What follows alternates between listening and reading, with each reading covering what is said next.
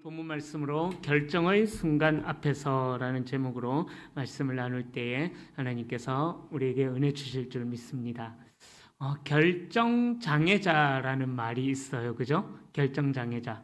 어떤 일을 결정할 때에 그 일을 선뜻 쉽게 결정하지 못하는 그런 사람들을 두고 우스갯소리로 농담처럼 하는 이야기가 결정장애자라고 그렇게 이야기를 합니다. 우리가 살아가면서 결정을 해야 할 때가 참 많이 있어요. 그런데 가장 그렇게 결정을 해야 될 일들 중에서 가장 보편적이고 가장 평범하고 정말 쉬울 것 같은데 잘 결정을 하지 못하는 그 결정을 하기가 어려운 때가 있습니다. 그 결정이 뭐냐 하면은 여러 사람이 모여서 함께 음식을 먹으러 갈 때에 뭐 먹을래? 이렇게 물어보면은 여기저기서 갑자기 결정장애자들이 막 우두두두두두 나타나기 시작합니다. 제가 지난 교회에서 중등부 사역을 할 때에 제자 훈련을 하면서 아이들에게 밥을 한번 사준다고 얘들아 오늘 목사님이 맛있는 거 사줄 테니까 뭐든지 이야기해라. 감사한 것은 익산에 아웃백이나 빕스 이런 게 없었어요. 그래서 감사하게 적당한 가격선에서 아이들이 선택을 할 수가 있었는데 결정을 해라 그러니까는 그때 제자훈련 받았던 아이들이 한 22~23명 정도 되었었던 걸로 기억을 하는데 뭘 먹으러 가는지 일단은 한식 제가 예를 들었어요. 자, 목사님이 뭐든지 사줄 수 있으니까 한식, 중식, 일식, 양식, 분식 이 중에서 하나 선택해라 그러니까는 이 5가지 중에서 하나 선택하는데도 한 20~30명이 모이니까는 거의 30분째 언니는 뭐 먹을 건데? 너는 뭐 먹을 건데? 그러면서 결정을 못 하는 거예요. 그래서 한 30분 정도 고민하다가 중식으로 결정이 됐습니다. 중식으로 결정이 돼서 가는데 이제 어느 식당을 갈 것인가? 20~명이 되니까는 또 다 걸어가야 되니까 또 근처 식당이 중국집이 많이 있었거든요. 그러니까는 하여튼 그 식당을 결정하는데도 한 15분 정도 넘게 걸렸던 것 같아요. 그리고 나서 문제는 이제 식당에 들어가서 이제 결정적인 문제가 일어났습니다. 뭐든지 시켜라고 하니까는 하여튼 왜 옛날에 할렐루야 영화에 뭐 그런 거 있었잖아요. 뭐든지 드세요 하면서 난 짜장면.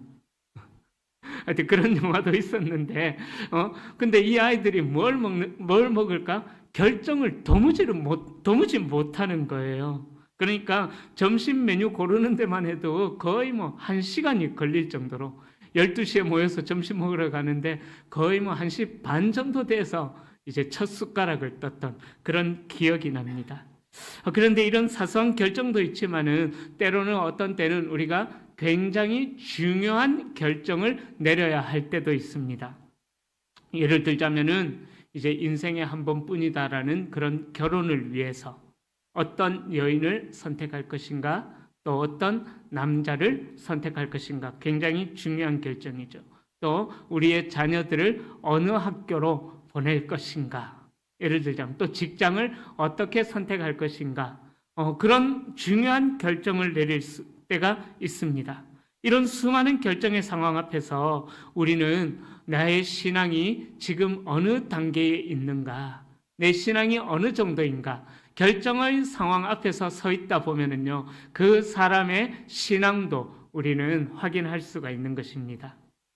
오늘 본문은 결단을 해야 하는 그 순간에 다윗이 보여준 태도를 통해서 우리가 가정과 직장과 교회와 또 우리의 모든 상황 속에서 어떻게 선택을 해야 될 것인가, 어떤 결정이 신앙적인 결정인가, 그것을 오늘 이 말씀을 통해서 나누면서 은혜를 나누고자 합니다.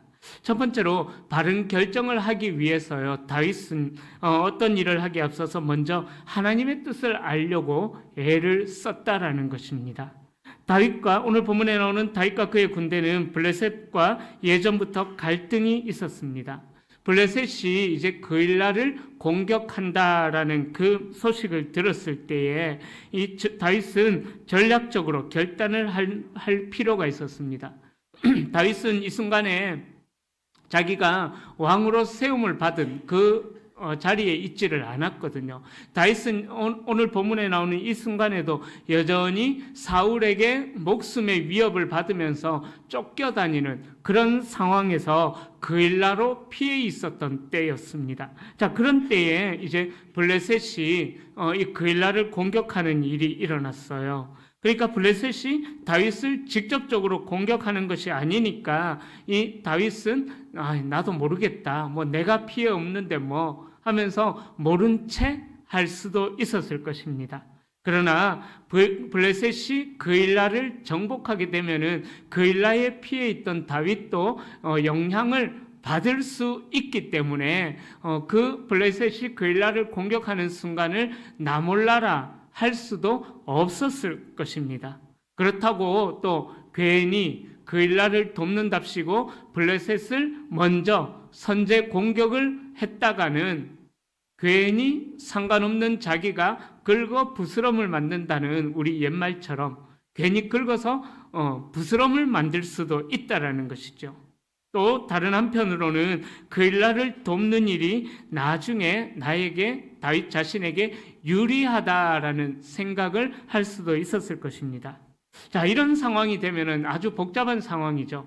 이런 상황이 되면은 보통 리더의 자리에 있다 보면은요, 사람들을 일단은 불러 모으기 시작합니다.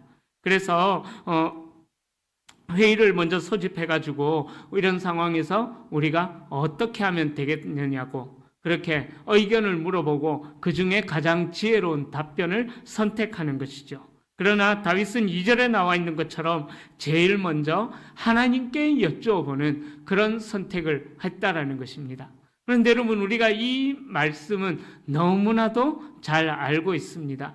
신앙생활 좀 오래 하신 분들은 뭐 귀에 딱지가 앉을 정도로 어떤 일을 결정하기에 앞서서 하나님께 먼저 여쭤봐야 된다라는 사실을 너무나 잘 알고 있습니다.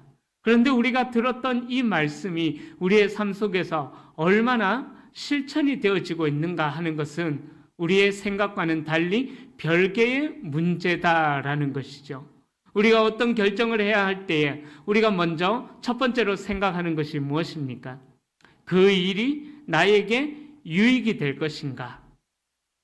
그죠?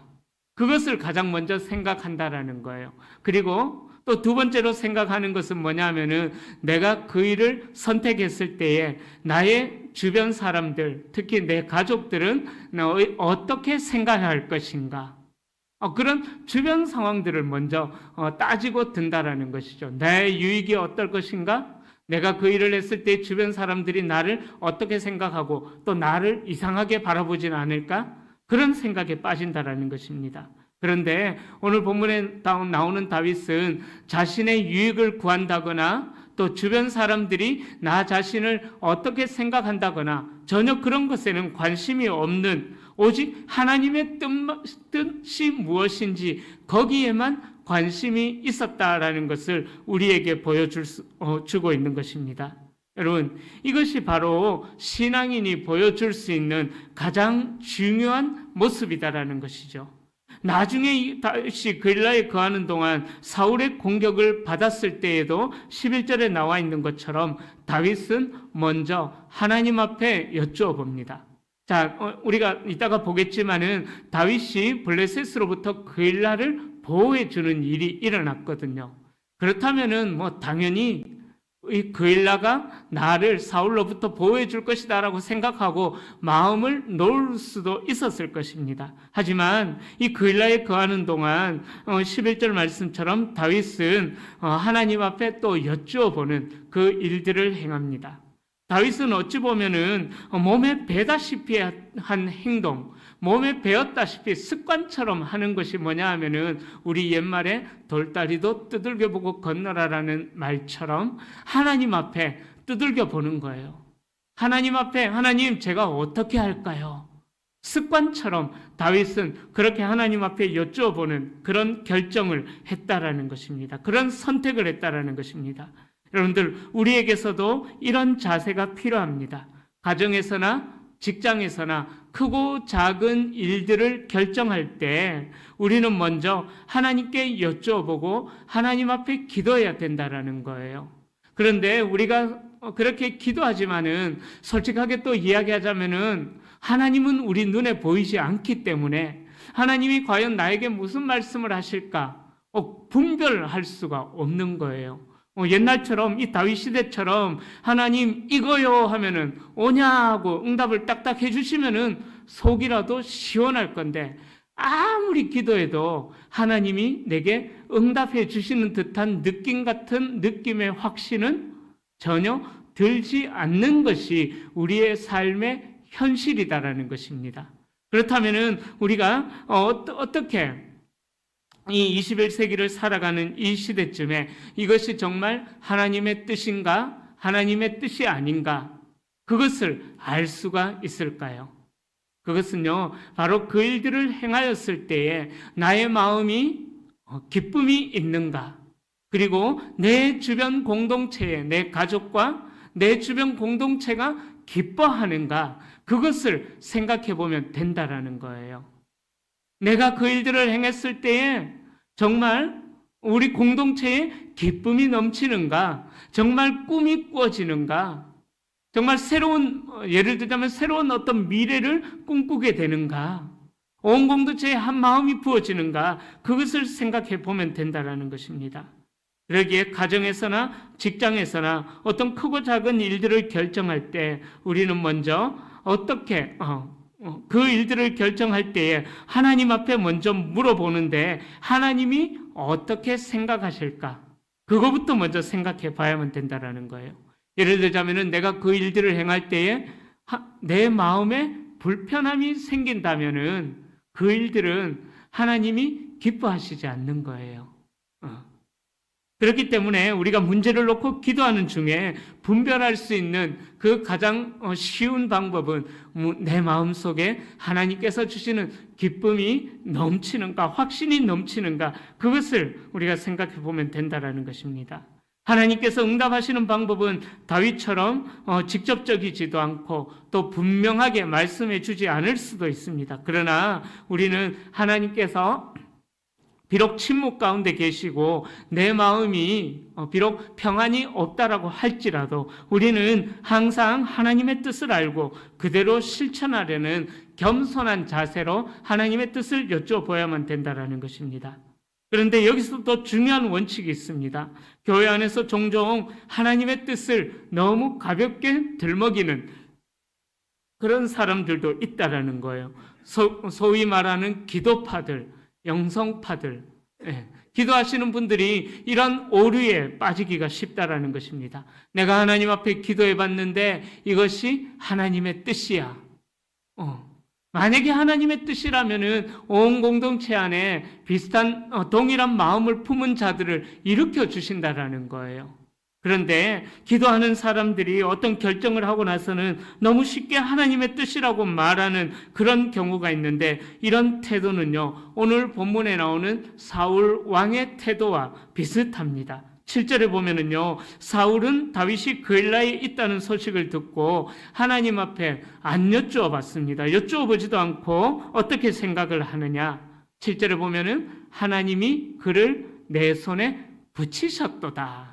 아니죠. 이미 하나님의 주권은 다윗에게로, 사울로부터 다윗에게로 넘어가 버렸습니다. 그러나 이 사울은 그 왕이라는 신분에 있었고 또 그 왕위를 지키려고 하는 욕심 때문에 그런 영적인 분별력도 잃어버린 사람이었다라는 거예요. 그러다 보니까는 다윗이 그일라에 들어갔을 때에 하나님이 그를 내 손에 붙이셨도다라고 착각을 할 정도로 그렇게 오류에 빠져 있었다라는 거예요. 이것이 바로 우리 교회 안에서 또 기도 좀 하신다는 분들이 조심해야 되는 모델로 사울이 우리에게 제시되고 있는 것입니다. 무죄한 다윗을 죽이는 것은 절대로 하나님의 뜻이 아니었습니다. 결국 사울은 자기 욕심, 자기의 왕권을 지키려는 그 욕심을 하나님의 뜻이라는 그 이름으로 포장을 해버렸다라는 거죠. 사울이 정말 하나님의 뜻을 알고자 하여서 다윗처럼 그일라에 가서 다윗을 잡는 것이 하나님의 뜻입니까? 라고 여쭈어봤다면은 하나님이 아니다, 아니다라고 말씀해 주셨겠죠. 만약 그랬을 경우에 사울이 자기를 부인하고 하나님의 뜻에 순복했다면은 하나님의 주권에 순종했다면은 사울이 하나님의 사람으로 다시 회복되는 기회가 있었을 것입니다. 그러나 사울은 너무 쉽게 하나님의 뜻이라고 들먹이면서 자기의 욕심을 그게 갖다 넣었다라는 것이죠. 사울은 그 정도의 신앙을 가질 인물이 아니었다라는 것을 우리에게 보여주고 있습니다. 자, 이 다윗과 사울 두 사람을 비교해 볼 때 이 본문이 우리에게 가르치는 바는 분명합니다. 여러분, 우리가 매사에 어떠한 일들을 결정할 때 작은 일일지라도 하나님 앞에 여쭈어보고 기도하는 습관이 우리에게 있어야만 합니다. 그리고 두 번째로 기도했다고 해서 그것이 무조건 하나님의 뜻이다라고 우기는 행동도 조심해야 합니다. 기도했다라고 해서 그것이 무조건 하나님의 뜻이라고 우길 권한이 우리에게 주어지지 않기 때문입니다. 문제를 놓고 기도한 후에 조용하게 또 겸손하게 하나님의 뜻을 기다리고 그 뜻에 따라서 나의 욕심을 버릴 수 있어야만 된다는 것이죠. 이것이 신앙적인 결단에 필요한 첫 번째 요소가 되는 것입니다. 두 번째로 다윗은 바른 결정을 하기 위해서 다른 사람들의 말을 존중하는 그러한 행동을 보여줍니다. 2절에서 다윗은 가서 그일라를 블레셋으로부터 구원해 주는 것이 하나님의 뜻이라는 것을 분명하게 확답을 받았습니다. 그죠? 자, 이제 확신을 가지고 실행하면 되는데 다윗은 거기에서 그치지 않습니다. 그때 또 다른 신하들이 의견을 제시합니다. 3절을 우리 한번 읽어보겠습니다. 다윗의 사람들이 그에게 이르되 보소서 그일라에 가서 블레셋 사람의 군대를 치는 일이리까. 네, 보세요. 자, 이 3절에 나타나는 신하들의 이야기는요, 충분히 제시할 수 있는 의견이죠. 그죠? 왜요? 다윗이 지금 사울로부터도 쫓기고 있는 상황이거든요. 사울로부터 쫓기고 있는 상황인데 유다에 있기도 지금 두려운데 지금 남의 땅에 있는데 우리가 어째 이 남의 땅에서 또 여기서 오지랖 넓게 블레셋 군대까지 우리가 치러 가는 일에 우리가 나서야 되겠습니까? 왕이시여 좀 정신을 차리십시오. 충분히 이런 의견을 제시할 수도 있는 것입니다. 왜냐하면 이 블레셋은 이스라엘에게 가시와 같은 존재였기 때문에 괜히 블레셋을 건드려봤자 좋을 것이 하나도 없었거든요. 그렇기 때문에 신하들은 다윗이 하고자 했던 그 일들을 충분히 말릴 수 있는 것입니다. 그런데 다윗은 하나님으로부터 분명히 응답을 받았잖아요. 직접적인 음성을 하나님으로부터 들었잖아요. 그죠? 직접적으로 하나님으로부터 음성을 들었다면은 분명한 응답을 받았는데 너희들이 왜 하나님의 뜻을 거스르느냐라고 그 신하들의 의견을 묵살하고, 그죠? 묵살해버리고, 자, 발롬이 나를 따르라 하면서 전쟁 자리에 나갈 수도 있었을 것입니다. 그러나 그때 다윗이 어떤 행동을 합니까? 다윗은 신하들에게 아무 말 하지 않고 4절에서 보시는 것처럼 다시 한 번 더 하나님 앞에 여쭈어보는 그 일들을 선택합니다. 다시 한 번 더 여쭤봤을 때에 하나님께서는 2절에서 주셨던 그 확답을 다시 한 번 더 또 주셨고 결국 다윗과 그 신하들이 한 마음이 되어서 하나님의 뜻대로 그일라를 블레셋으로부터 구원할 수가 있었다라는 것이죠. 이 장면은 어찌 생각해보면 정말 아름다운 장면입니다. 다윗은 자기 신하들의 인격을 존중했고 또 그로 인해서 하나님의 뜻을 분명히 알 수 있었고 또 그로 인해서 신하들의 마음까지도 얻었다라는 거예요. 신하들의 의견을 받아가지고 그냥 무시하는 그런 행동이 아니라 다시 한 번 더 그 문제를 가지고 하나님 앞에 여쭤보는 그 행동을 함으로써 신하들이 다윗에 엎드리는 행동, 그 기도의 행동을 보고 정말 우리 리더는, 우리 왕은 신뢰할 수 있는 사람이구나라고 신하들의 마음까지도 얻을 수가 있었다라는 것입니다. 여러분들, 가정에서 부모와 자녀들 간에 일어나는 대부분의 문제가 어디서부터 시작이 될까요? 서로 자기 이야기를 잘 들어주지 않는다라는 그런 생각에서부터 가정에서 부모와 자녀들 간에 문제가 시작이 되려고 합니다. 우리 자녀들이 무슨 말을 하려고 하면은 어른들이, 제가 어릴 때 참 그런 말 많이 들으면서 자랐던 기억이 납니다. 됐다 이놈아, 그냥 해. 어른 말 들으면 자다가도 떡이 생겨. 그런 말 많이 들으면서 저는 자랐던 기억이 납니다. 그런데요, 떡이 생기면 뭐합니까? 그죠? 나는 그 떡을 먹기 싫은데요. 그죠? 부모님이 그 떡을 먹고 싶어서 자녀들에게 하여튼 그렇게 한다라는 거죠. 그죠? 예. 또 직장 내에서 불협화음도 동일하다라는 거죠. 그죠? 상관이 부하 직원들의 이야기를 귀담아 듣지 않는 데서부터 그런 일들이 시작이 되어진다라는 것입니다. 여러분, 우리들도 교회 안에서 일어나는 문제가 어디서부터 시작이 되어지느냐? 다윗과 그 신하들의 관계처럼 서로 존중해주는 그런 관계가 있다면은 큰 문제가 없을 것입니다. 그러나 우리 교회 안에서의 문제도 어찌 보면은요, 다른 성도들의 이야기들을 귀담아 듣지 않는 데서부터 또 갈등이 시작이 되어지지 않을까 생각을 해봅니다. 또 더 나아가서 나라가 안정되지 않는 것도 통치자들이 어찌 보면은 국민의 소리를 제대로 듣지 못하는 데서부터 시작하는 것이 아닐까 생각을 해봅니다. 최근에 이제 청문회 많이 했었잖아요. 그죠? 청문회 하는 모습을 보니까 서로 딴 이야기를 하는 모습을 보면서 서로 자기 이야기만 하는 것을 보면서 좀 많이 답답했던 그런 모습을 봤었습니다. 여러분, 다른 사람들의 이야기를 듣고 그 의견을 존중해 주는 것은요, 어떤 일을 결정하는 데도 도움이 되지만 그 일을 실행하는 데도 굉장히 중요한 요소가 되는 것입니다.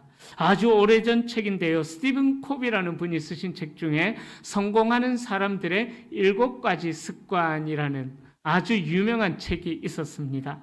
그 책에서 이제 대인 관계를 잘 하기 위하여서 중요한 습관이 뭐냐? 바로 다른 사람들의 말을 경청해주는 습관이 중요하다라고 그렇게 이야기를 합니다. 바로 그런 충고를 우리가 귀담아 들어야 된다라는 거죠. 종종 하나님께 기도를 많이 한다라고 하는 이른바 영적인 사람들은요, 보면은 다른 사람들의 생각을 참 많이 무시하기가 쉽습니다. 제가 신앙생활을 해보면서, 교역자 생활을 해보면서 정말 제 경험입니다. 이거는 제가 교역자 생활, 목회 생활, 또 신앙 생활을 한 53년째 하면서 정말 답답한 사람들, 정말 어떻게 저렇게 답답할 수가 있을까 싶은 사람들, 다른 사람들의 생각을 어떻게 저렇게 무시할 수가 있을까 싶은 사람들이 있는데, 그 사람들이 누구냐면 주로 담임 목사님들이더라고요. 참 그렇더라고요. 그래서 저는 제가 담임 목사가 되면은 절대로 꽉 막힌 담임 목사는 되지 않겠다. 그런데요, 실제로 제가 담임 목사가 되다 보니까는요, 어떤 일들을 이뤄나가기 위해서 어쩔 수 없이 꽉 막힌 것처럼 행동을 해야 될 때가 있더라고요. 그렇게 해야지 일이 되어지는 것, 그런 것들을 제가 이제 1년 다 되어가는 이 시점에 조금 경험을 하고 있습니다. 여러분, 이른바 영적인 사람들, 특별히 높은 리더십에 있는 사람들이 참 조심해야만 합니다. 다른 사람들의 생각을 참 무시하기가 쉽다라는 거예요. 저는 지난 익산에서 사역하는 동안 참 저에게 그 박윤성 담임 목사님이 저에게 참 많은 도움이 되어 주셨어요. 정말 많이 가르쳐 주시고 제가 많이 잘할 수 있도록 도와주셨는데, 그 도움을 받은 것 중에 하나가 뭐냐 하면은 참 많은 책을 읽게 하셨던 것. 한 주에 한 200페이지, 300페이지 되는 그러니까 하루에 한 최소한 6, 7가정을 신방해야 돼요.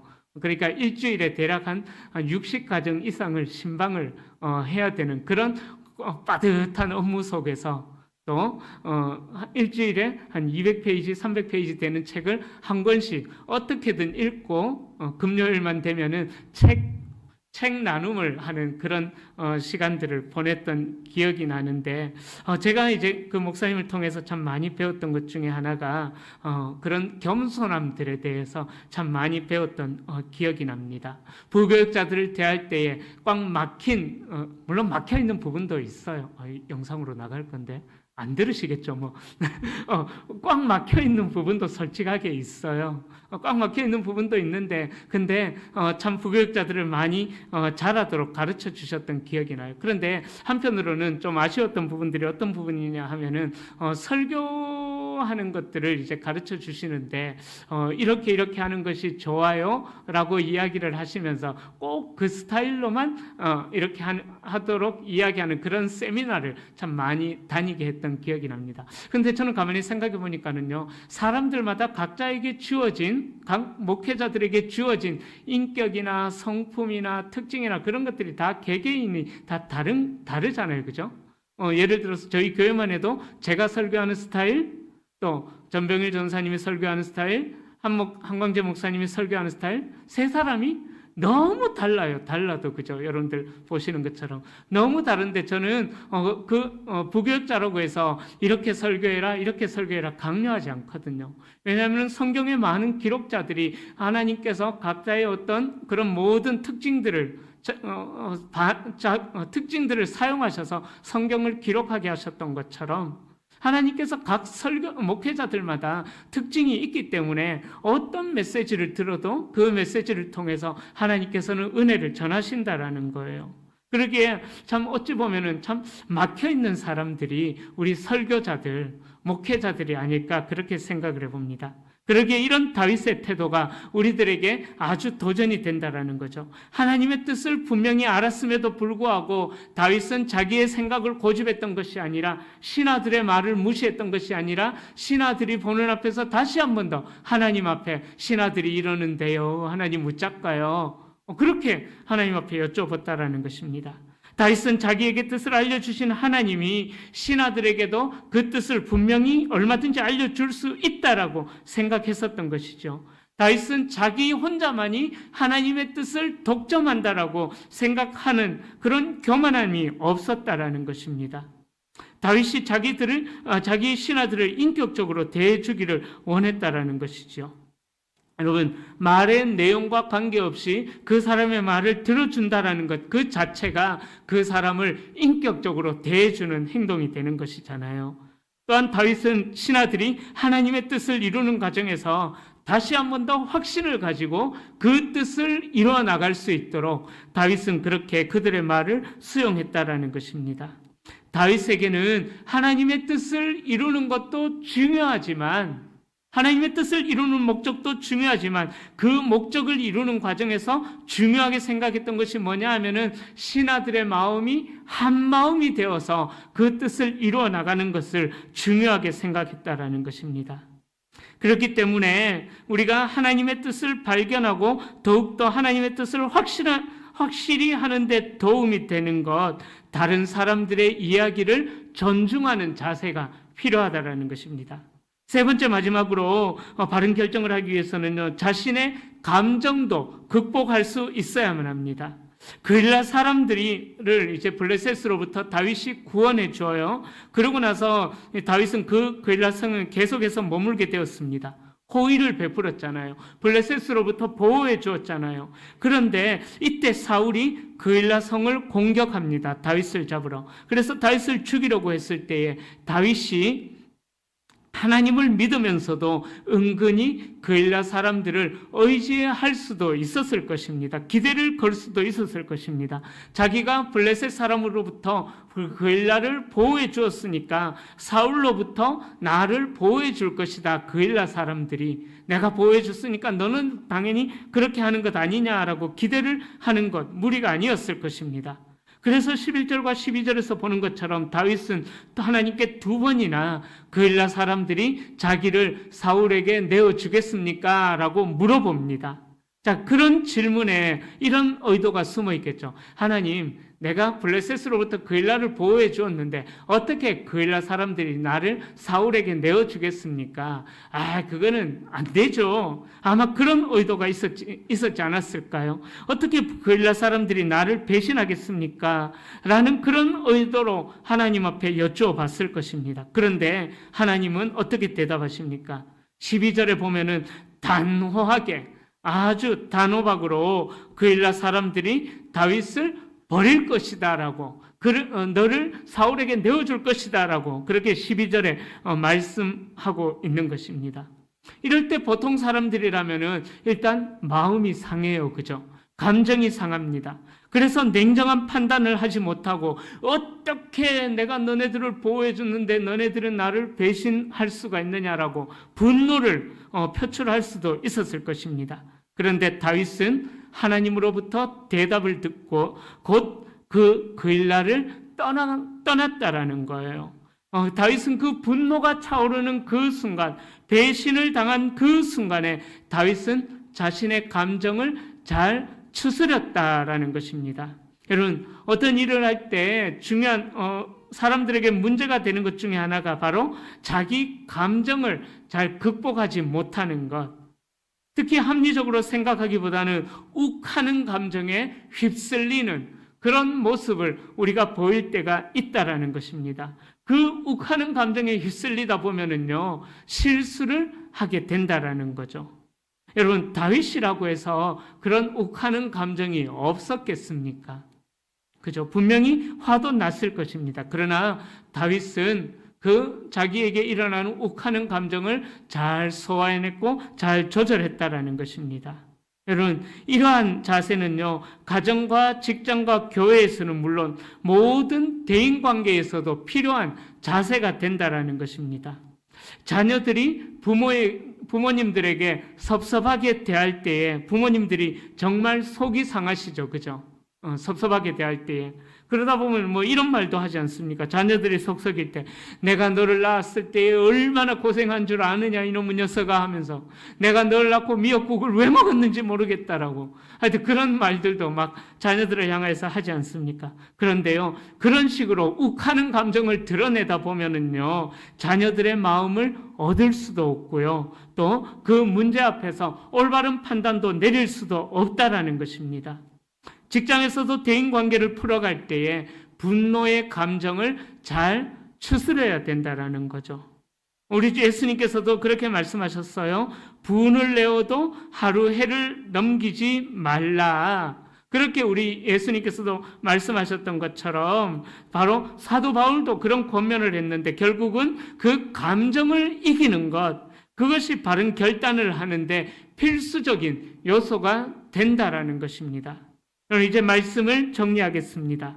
다윗은 어떠한 선택의 상황 앞에서 가장 먼저 하나님의 뜻을 여쭈어 봤습니다. 그러면서도 주위 사람들의 이야기도 귀담아 들었습니다. 그리고 무엇보다도 자신의 감정을 극복함으로써 올바른 결정을 내릴 수가 있었다라는 것입니다. 여러분, 우리의 신앙은 여러 가지 모습으로 표현이 되어집니다. 그 중에 하나가 크고 작은 어떠한 결정들을 할 때마다 우리들의 신앙이 그대로 드러난다라는 것입니다. 그러기에 내가 선택하고 결정하는 자세와 과정을 통해서 나의 신앙이 드러난다라는 사실을 기억하시고 그 결정의 행동을 통해서 하나님께 영광 올려드리는 우리 모든 성도님들이 다 되시기를 예수님의 이름으로 간절히 축원합니다.